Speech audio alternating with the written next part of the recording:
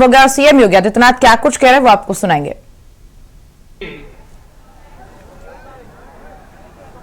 इस पावन भूमि पर भारतीय जनता पार्टी की जन विश्वास यात्रा के शुभारंभ कार्यक्रम में मंच पर उपस्थित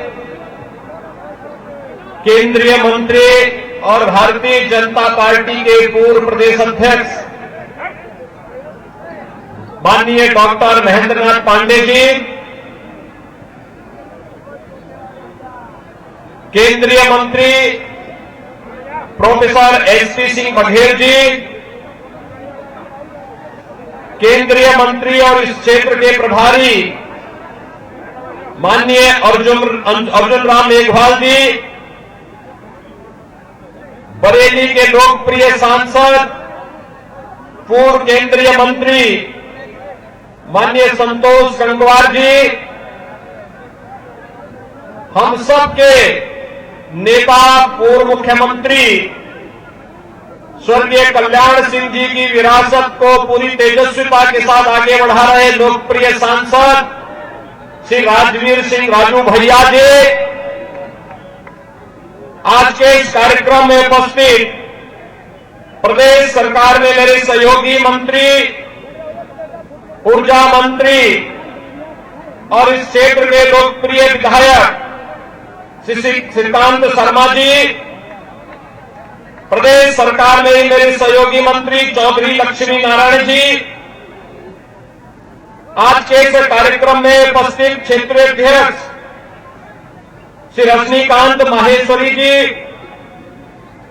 प्रदेश महामंत्री श्री अश्वनी त्यागी जी, सह प्रभारी संजीव चौरसिया जी, प्रदेश संगठन के सह महामंत्री श्री करमवीर जी, विधान परिषद के सदस्य श्री मानवेंद्र सिंह जी, जिला पंचायत अध्यक्ष चौधरी किशन सिंह जी, उत्तर प्रदेश कोऑपरेटिव बैंक के अध्यक्ष चौधरी तेजवीर सिंह जी,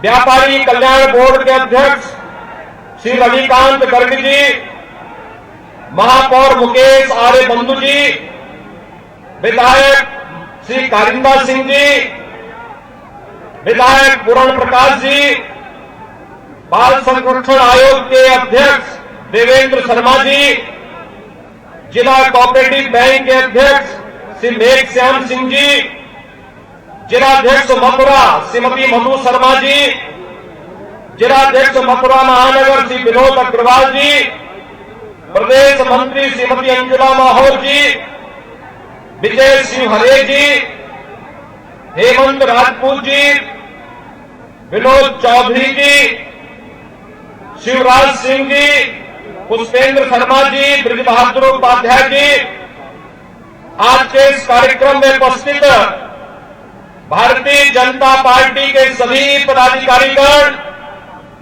भारी संख्या में उपस्थित सभी ब्रज क्षेत्र से जुड़े हुए उपस्थित भाइयों बहनों, मैं सबसे पहले वृंदावन बिहारी लाल की इस पावन भूमि को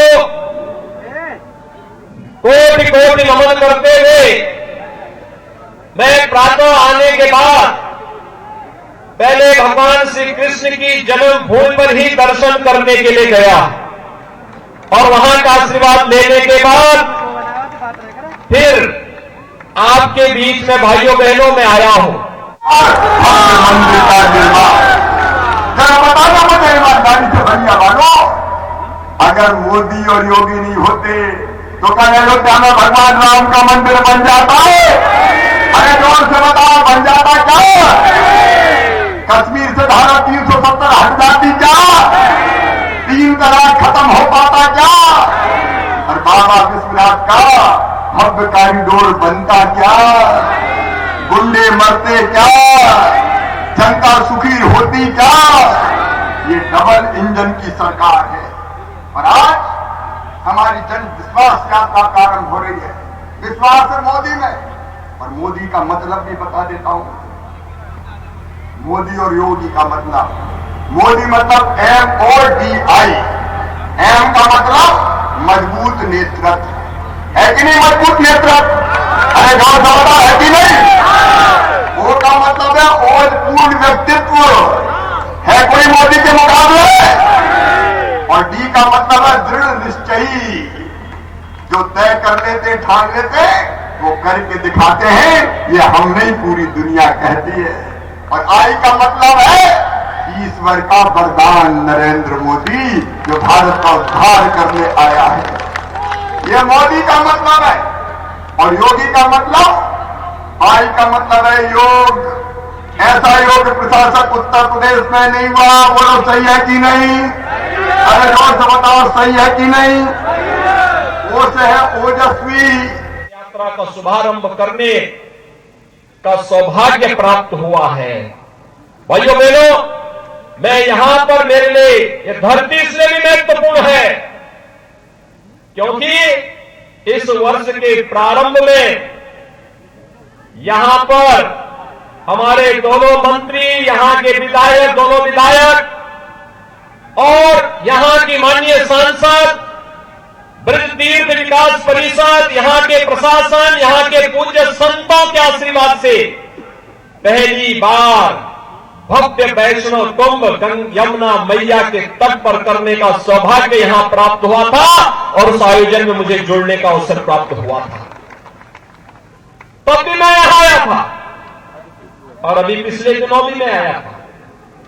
भैया बहनों, ये वही धरती है, याद करिए, ब्रज की ये धरती जहां का रज रज कण कण भगवान कृष्ण की लीला से भरी पड़ी है, राधे रानी की लीला से भरी पड़ी है, हमारे लिए तीर्थ है, पवित्र है ये भूमि।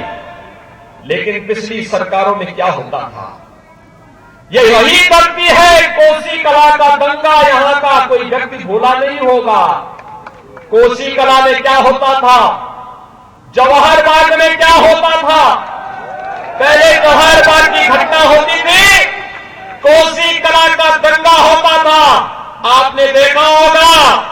भाइयों बहनों, आप याद करिए, पिछले 4.5 वर्ष के अंदर आज हमारी सरकार को 4.5 वर्ष भी पूरे हो रहे हैं और 4.5 वर्ष के दौरान प्रदेश के अंदर कोई दंगा भी नहीं हुआ, एक भी दंगा नहीं हुआ, कोई पलायन नहीं हुआ। जो व्यापारी, जो प्रताड़ित हिंदू पिछली सरकारों में 14 वर्षों की प्रताड़ना के दौरान पेशेवर माफिया और अपराधियों के द्वारा यहां से भगाए गए थे, वह व्यापारी, वह उद्यमी और वह हिंदू वापस अपने घरों को आया है और बड़ी शान के साथ अपने घरों में रह रहा है। आज कोई व्यापारी और कोई हिंदू प्रदेश से पलायन नहीं करता है। आज पलायन होता है प्रदेश से पेशेवर अपराधी और माफियाओं का। आज पलायन होता है उन लोगों का।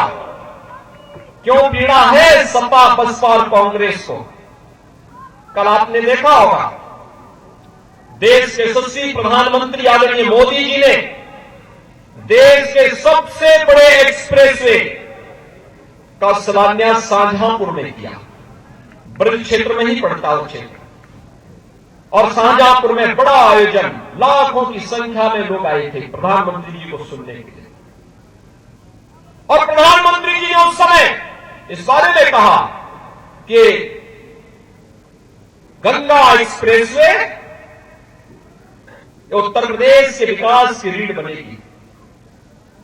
लेकिन जिन लोगों को विकास अच्छा नहीं लगता, उन लोगों ने प्रधानमंत्री जी के ट्वीट पर गलत, प्रधानमंत्री जी के वक्तव्य पर गलत ट्वीट किए।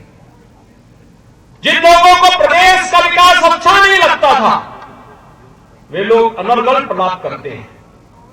भाइयों बहनों, प्रधानमंत्री मोदी जी के लिए भारत की 135 करोड़ जनता ही परिवार है, लेकिन कांग्रेस, सपा, बसपा के लिए उनका अपना व्यक्तिगत परिवार ही प्रदेश या देश है। उस व्यक्तिगत परिवार से ऊपर वे सोच भी नहीं सकते हैं। उन लोगों से आप क्या उम्मीद करते हैं? जिन लोगों के